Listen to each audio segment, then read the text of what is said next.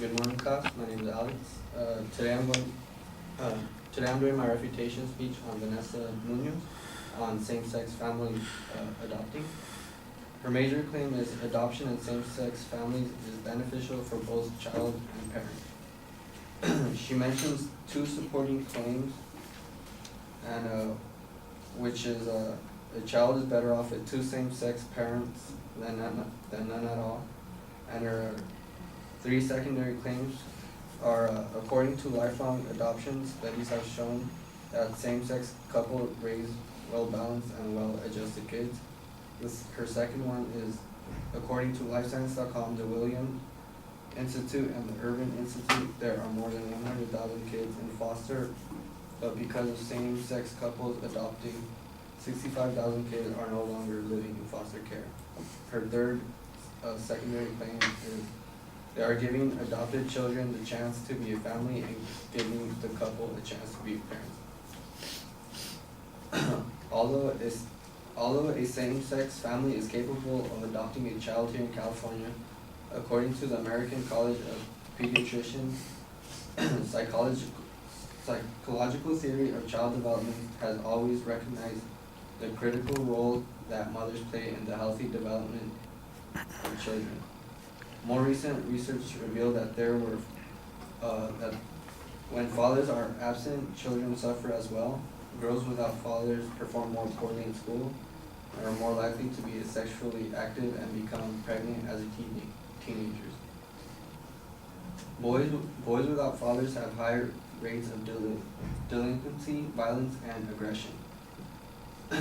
This comes to show that from the psychological perspective, the children being raised by a same-sex couple isn't getting its well-balanced and traits a mother and father are supportive to give to their child.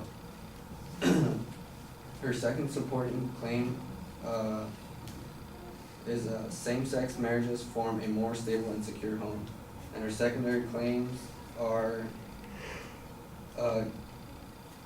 gay parents tend to be more motivated than heterosexual parents because they choose to want to be parents. And her second supporting claim is researchers from the University of Melbourne surveyed 315 same-sex parents and 500 children. They found that children had higher scores of general behavioral health and cohesion.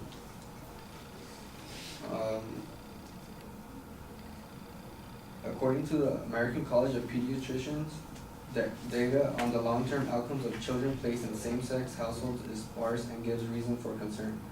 This research has revealed that children reared in same-sex households are more likely to experience sexual confusion, engage in risky sexual experimentation, and later adopt a same-sex identity. This is concerning since adolescents and young adults who adopt a homosexual lifestyle are at increased risk for mental health problems, including major depression, anxiety disorders, conduct disorders, substance dependence, and especially suicidal ideation and suicidal attempts.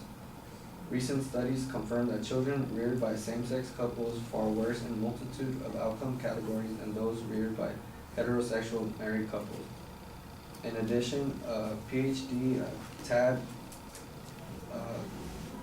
Pakalak, I'm not really sure how to pronounce his last name, says a child in need of adoption is a child who is in extraordinary and abnormal circumstances.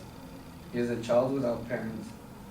Adoption seeks to create, from a social and legal point of view, a relationship similar to what would be natural for the child, meaning a family relationship, mother, father, child. This relationship would not be, for example, two fathers and a mother, or three women, or a single man, because this does not exist in the natural biological affiliation. The love and affection of 1, 2, or 5 people isn't enough. In order for a child to develop into a well-balanced and fully mature person, he needs the presence of a father and a mother. So adoption in same-sex families may not be the best outcome for a child. It is best to leave it to the heterosexual couple to give the children the well-balanced characteristics they need to prepare them for the adult life. Thank you.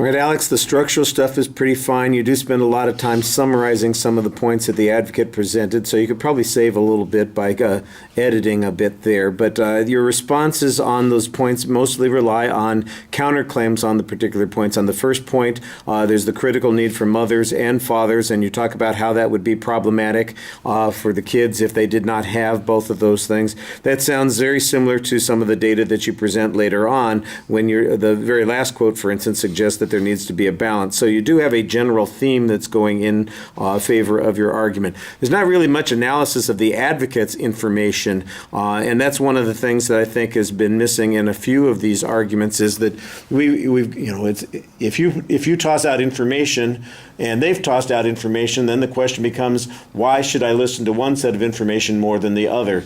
And I think everybody needs to get into the habit of contrasting the information that they're using and talk about why your resource is more reliable, why your evidence is more complete, what makes the opponent's information or their claims insufficient in some way.